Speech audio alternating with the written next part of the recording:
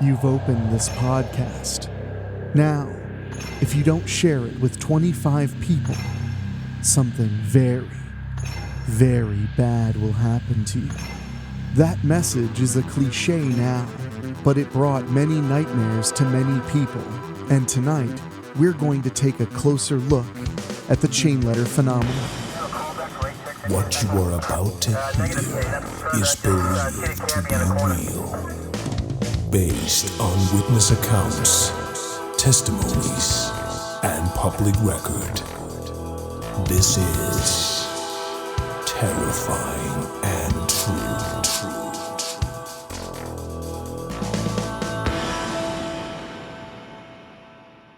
Hello, my spookies. We're getting deeper and deeper into the Halloween season.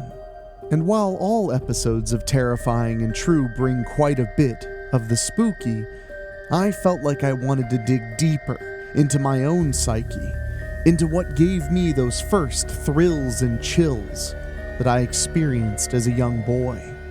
So tonight, we're diving into the history of chain letters. Those little emails, or, if you're old enough, letters that would come in the mail telling you had to share them or else. But before we get there, please make sure to share this episode with a friend or else, and maybe leave a star rating on your podcast app. Now I bring you the history of chain letters after these messages.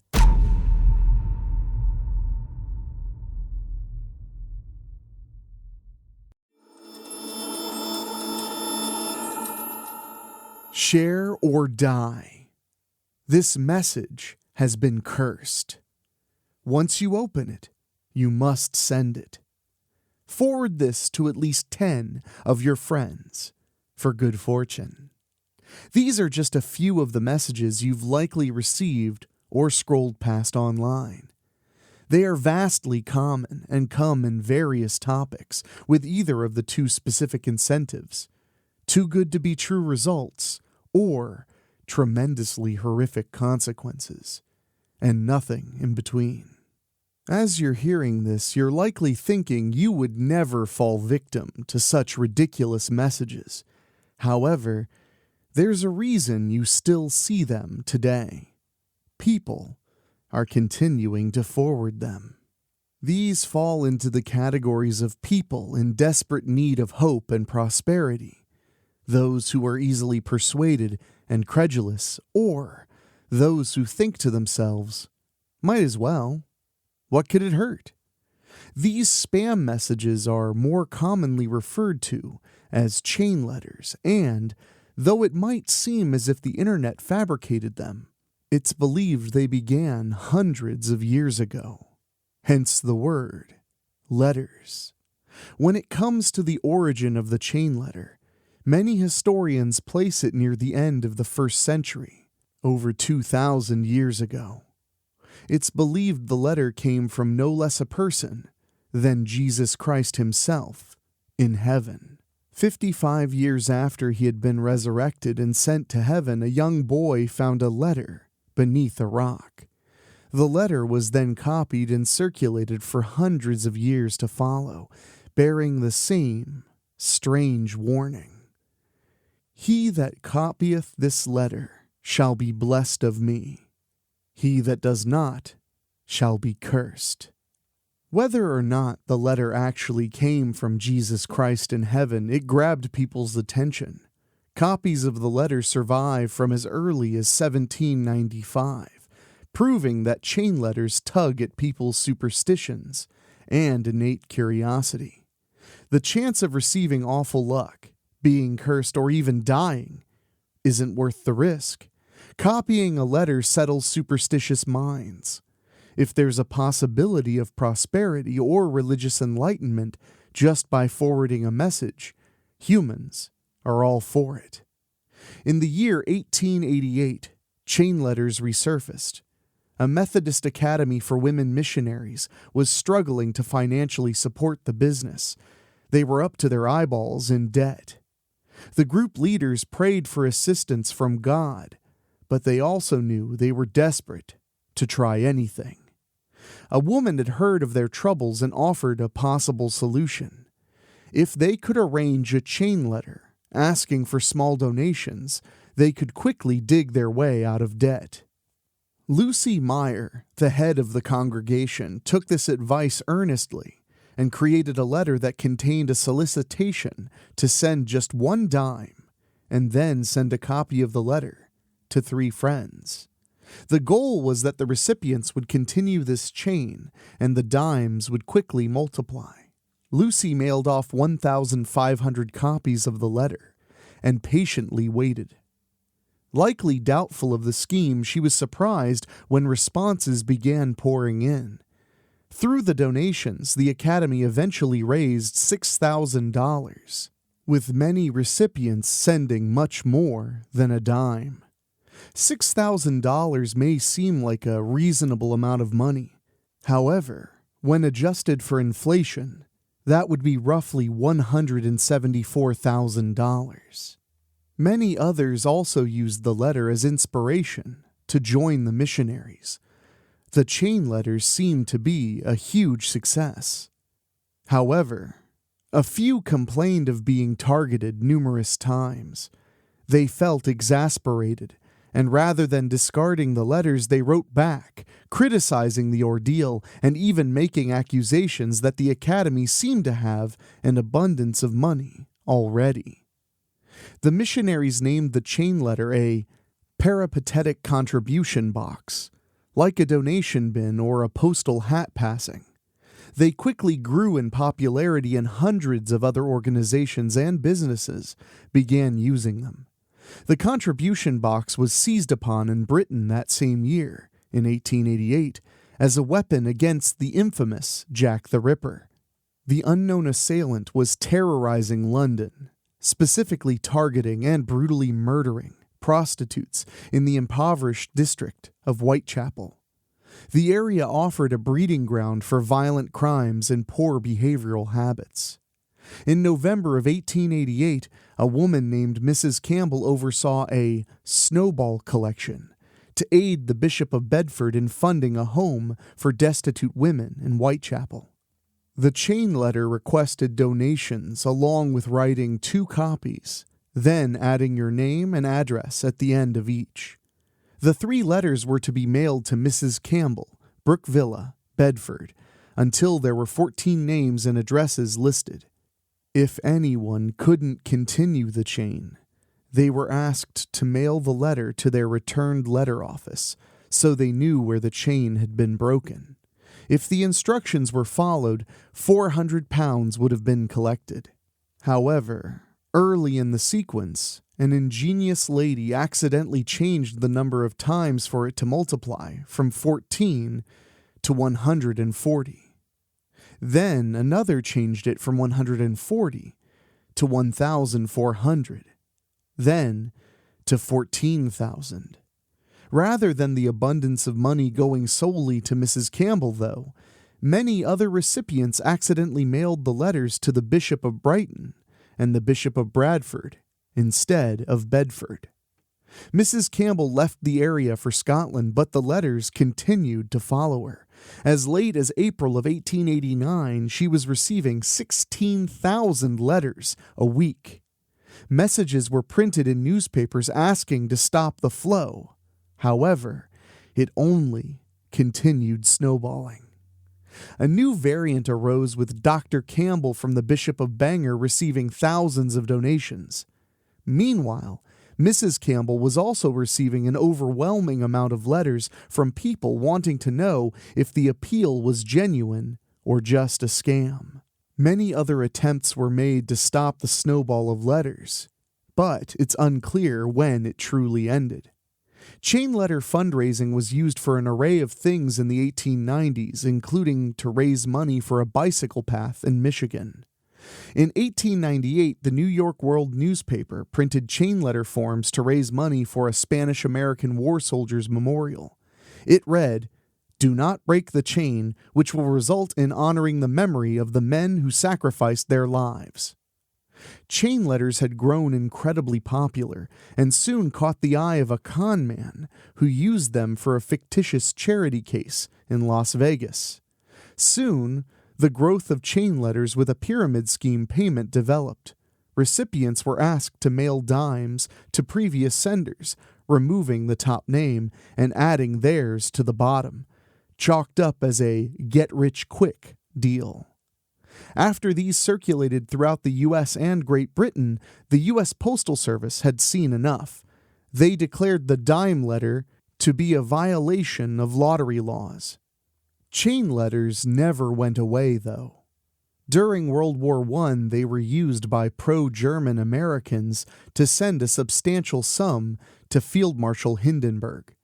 In 1917, the New York Times reported them as being a, quote, German plot to clog the United States mails. The most devious scheme was the Circle of Gold chain letter in 1978. It began in the San Francisco Bay Area and completed its own circle around the country. Unlike the other letters, and to avoid postal enforcements, it was passed around hand to hand at parties or small groups. The only time the Postal Service was used was when members would send the money to the top name.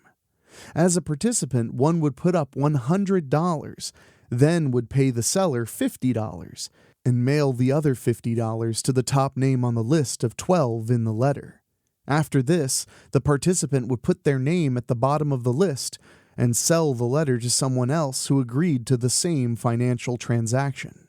Some people were reported to have received up to $30,000, while others received no money and were $100 in the hole. It circled the country from San Francisco to New York City, down south in North Carolina, before heading back west towards Texas, and then California. It was even reported to have landed in Hawaii, all through hand deliveries. The originators of the Circle of Gold scheme were never prosecuted. While that chain letter system traveled the country, it didn't quite beat the craze of 1935.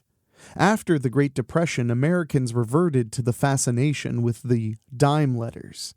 Springfield, Missourians created a plan of chain letter stores. Beauty shops sold the letters to their customers while administering facials and haircuts.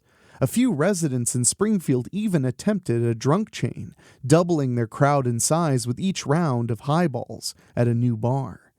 The originators hazily tried to figure out how long it would take to get the entire city of Springfield drunk. In the end, though, they all passed out before completing their calculations. A few weeks later, the chain letter market crashed and chain letter brokers fled town with thousands of dollars. A Springfield newspaper wrote, "Sad-faced men and women walked around in a daze tonight, seeking vainly for someone to buy their chain letters." In July of 1935, the U.S. Postal Service was left between 2 million to 3 million letters in the dead letter offices. In the 1990s, just before email and the internet replaced physical letters, one of the most bizarre chain letters surfaced from an unknown source. It stated, "Send one pair of pretty underwear of your choice to the person listed below, and send a copy of this letter to 6 friends. If you can't do this in 7 days, please notify me, because it isn't fair to those who have participated. You will receive 36 pairs of pretty panties." Although this seemed outlandish, the circulation of this chain thrived. The Baltimore Sun reported several happy enrollees who were mailed many, many pairs of underwear every week. Today, chain letters are rarely sent through the mail and are often referred to as chain emails or spam messages. However, they're much more common today due to the unlimited chain letter resources and unlimited mailbox space. They're sent to a vast number of people and many times are just used to amuse recipients. Late in the 20th century, emails were the go-to for chain letters, but throughout the years, it's changed from emails to MySpace to Facebook and many other platforms. Many people who create them are just looking for likes, comments, and reshares on their social media to gain larger followings. However, con artists lurk behind the scenes, tugging at people's morality and trusting personalities. Spammers may use chain letters to collect new email addresses, to send advertisements for their products or services. Others are much worse, asking the recipient to donate money for a charity, but the money actually just ends up in the sender's accounts. Identity theft is also a great concern among chain letters. People's personal data can be taken and used to perform illicit actions on the recipient's behalves. Both internet and physical security can also be threatened. So why do people fall for chain letters? It's because they leverage human emotions and empathy. Children needing money for expensive operations, petitions for a social cause, or any other charity cases. Monetary rewards are often used to pique the interest of those who are in desperate need of financial help. Scammers lure them with get-rich-quickly pyramid schemes and promise certain amounts of money for each new recipient added to the chain. They also play into people's fear by warning them of a threat to their phones or computers, urging them to strengthen their internet security.